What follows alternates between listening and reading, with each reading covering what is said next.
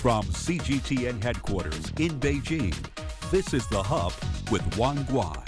Hello and welcome to The Hub. I'm Wang Guan in Beijing. Starting October the 1st, China will implement its revised regulations on the entry and exit of foreigners and expats. Among the highlights is a newly introduced K visa designed specifically for young tech talents from around the world.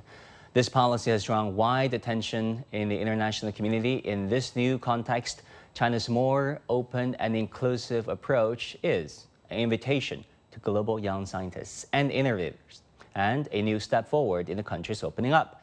How should we understand this move in light of China's development needs? How might it inject fresh vitality into its economy, advance further opening up, and strengthen the country's influence on the global stage? Now, to delve deeper into these questions, we're joined by a distinguished panel of guests. In Chengdu, we have Zhang Mengmeng, a researcher from the University of Electronic Science and Technology of China, whose doctoral thesis focused on skilled international migrants in China.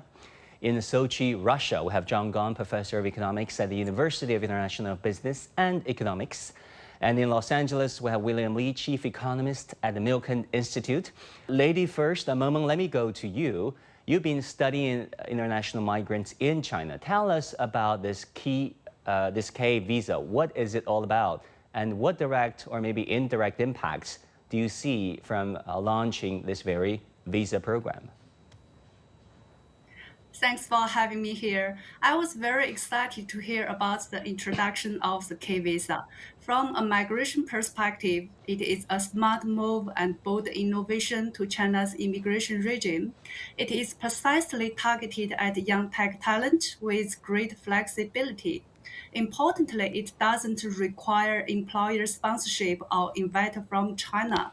It also promises more generous terms for entry, duration of stay, and a wide range of activities. So this makes China more attractive at a time when other countries are tightening their work visas.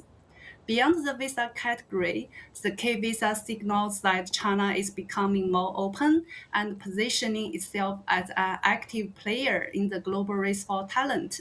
So in the long run, it may shift the global talent flow between the global north and the south. Thanks.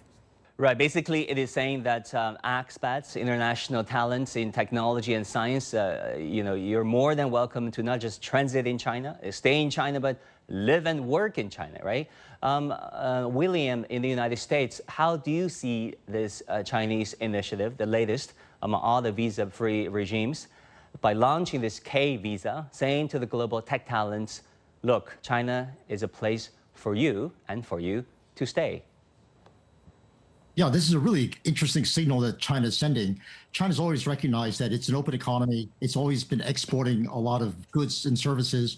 It's imported capital, it's exported capital. But now it's recognized that one of the most important factors of production is labor, talented labor.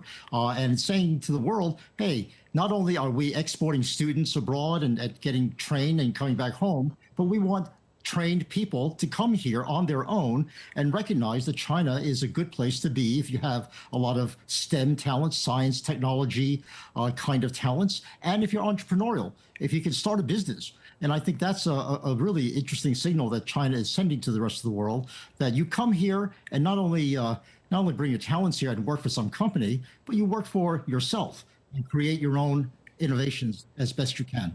Professor Zhang Gong, let me turn to you. Do you see this K visa generating not just discussions and debates online, but popularity among expats, especially in science and technology, and what this might mean for China's tech future? It signals the message that China's competition in the talent space is taken to the international arena. As we all know, China and the United States are engaged in a fierce competition across science and technology fields. And the competition for talents is a centerpiece of that. This actually reminds me of the recent decision by the Trump administration regarding H-1 visa fee associated with that program. And it's asking for $100,000. It's kind Yeah. of a extortionary number for programs like this. On the other hand, the fact of the matter is that it's moving in an exact opposite direction. It's saying to the world that don't worry about that $100,000. Come to China. There are plenty of jobs opening for people who are talented in STEM fields. Mengmeng, your research focused on the social integration of skilled migrants here, right here in China. Compared with earlier visa programs, what breakthroughs or what exciting new features do you think this K visa represent? Yeah, in my field work, I found China's rapid development and unsaturated market offers lots of opportunities for skilled migrants to start their business and innovate, but they might be constrained by their visa category. So compared with the work visa, K visa brings them more independence, autonomy, and flexibility. For instance, the K visa decouples employer sponsorship, which gives migrants more independence. It also empowers migrants to have great autonomy to pursue entrepreneurship, research, and exchange. This makes it easier for them to change their purpose of stay and stay more opportunities in China.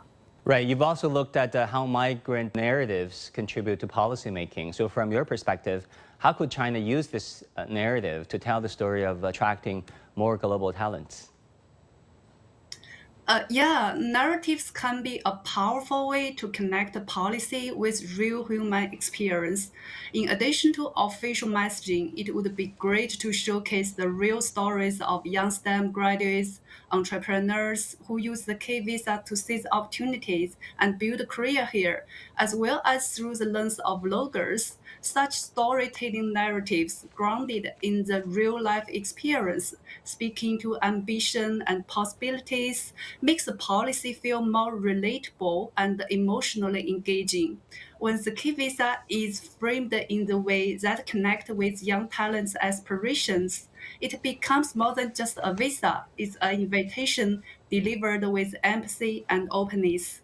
William, can you tell us a bit about America's own, immigration policies, especially those who might be mirroring or corresponding to China's current K visa?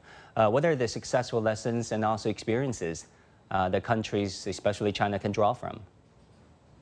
One of the reasons why the U.S. put in the H-1B visa policy has been to try to attract talent, to try to bring more innovation into the United States, to accelerate the development of key sectors in the United States. And so the history of the H-1B visa has been tied to specific companies, specific sectors, as those are the ones that they want to develop. China has really gone a different direction and said, we want to have innovation, but we want to attract people with a certain spirit.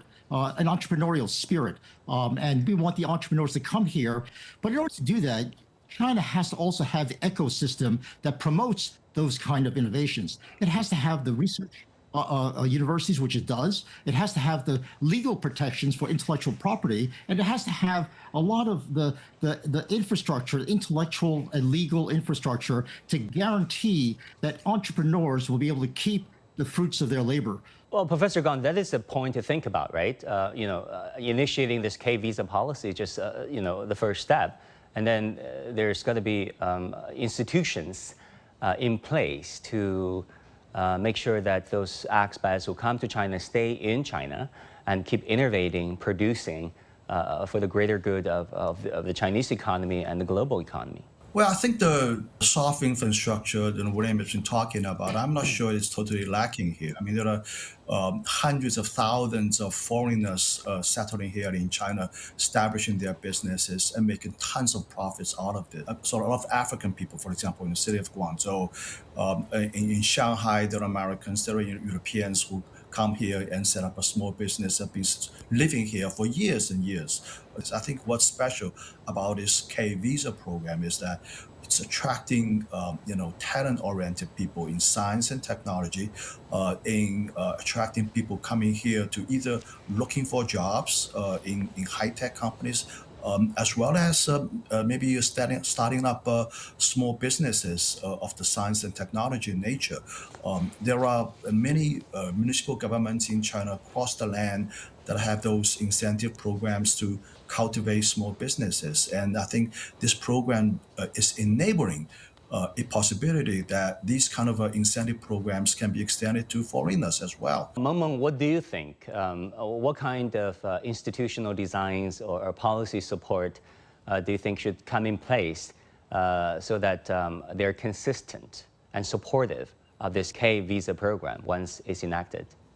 Yeah, I would say the entry policy is a great facilitation right now, but one of the urgent issue now is to build a post-entry supporting system to integrate foreign talent into the structure of the industry and the larger Chinese society. In this way, we can retain them in the long run. And another thing I think is like we maybe probably have some language training programs and to help them know Chinese culture and the customs easily. Mengmeng, how do you see the push and pull from Washington and Beijing when it comes to attracting or rather dispelling or making it unattractive for expats to stay in their respective countries, China versus the United States, especially in terms of AI and high-tech fields? Yeah, I think this is the nature of the global race for talent. But I think what makes the K-Visa special is that it really captured a very good timing that focused on the young entrepreneurs and STEM graduates at their early career stage who are looking for opportunities. So compared to the work skilled visas around the world, they all require market-ready skills and capital before entry. By contrast, the K visa allow young talent time and space to test their ideas, build networks, and grow their business from scratch. Such inclusiveness and environment will make China more appealing to young, innovative talent. Mengmeng, tell us about the 72 migrants that you've tracked and studied over the years. I mean, what impressed you when you did field interviews with them, field research? What made them stay in China? What do they like about China? What did they not like about China? In my field work, as the skilled migrants in Chengdu live a quite good quality of life. They benefit a lot from working in China as it advances their careers and have good work-life balance or helps them make their business dream come true. But on the other side, like the living experience in China is really good. Are very fascinated infrastructures, urban infrastructures mix and digital platforms makes their life easier. And more importantly, they feel they are really welcomed and they feel the warmth from Chinese people, which makes them to stay at home. William, I still need to ask you about this U.S. H-1B policy overhaul because it concerns the fate of many expat students who studied in the U.S., who wanted to stay, and their companies are just reluctant to pay that much higher of a premium to make them stay in their company and therefore in the United States. This H-1B visa program now asking companies reportedly to pay up to $100,000, while lottery rules were revised to favor high-paying, high-skilled applicants. What do you make of all this?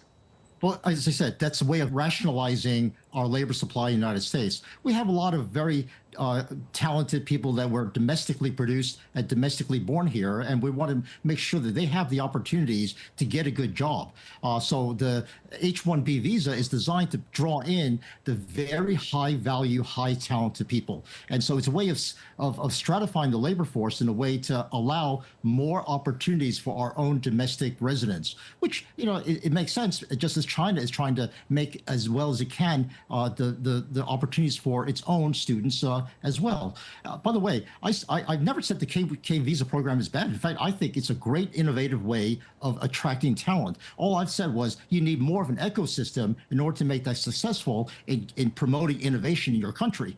Well, do you think when and if the Democrats come into office in a few years, this Trump-era policy could be overhauled yet again? But do you think that would be the case? Not at all. The Democrats themselves, I think, were, you know, when they were in power, Democrats have traditionally been the most pro-U.S. labor people around. They're the ones who really want to keep out the foreign competition and limit the amount of foreign trade and other types of competition. So as far as the two parties concerned, promoting job opportunities for our domestic residents has been a high priority on both sides. So this policy is likely not to be reversed, especially when we recognize, as the Trump administration has, the amount of damage that has been done in hiring cheap foreign talent in substitutes for domestic talent. That's the problem that we're trying to address. You know, William, I really don't know which party is the pro-free trade party right now in the United States. I used to know, but now I don't. Professor John. Yeah, well, I mean, look at the history of H-1B program. I think overall, there's a resounding success story. You look at Elon Musk, for example. If without that program, there would be no Elon Musk in the United States. There wouldn't be no Tesla in the United States. There would be no X Space in the United States. So I think if you look at the kind of jobs being brought through this program, they have contributed immensely to the competitiveness and innovativeness of the high-tech companies in the United States. In terms of labor substitution by these foreign students and foreign scientists, engineers, I think there got to be an assumption that there is indeed a supply of these kind of people domestically in the United States. I don't see it at this point. You go to the top universities in the United States, in science and technology programs, in physics department, in math department, in electric engineering programs. I mean, you look at how many people are, in domestic Americans in these programs at top universities, and I would imagine definitely less than a half, even less than a third.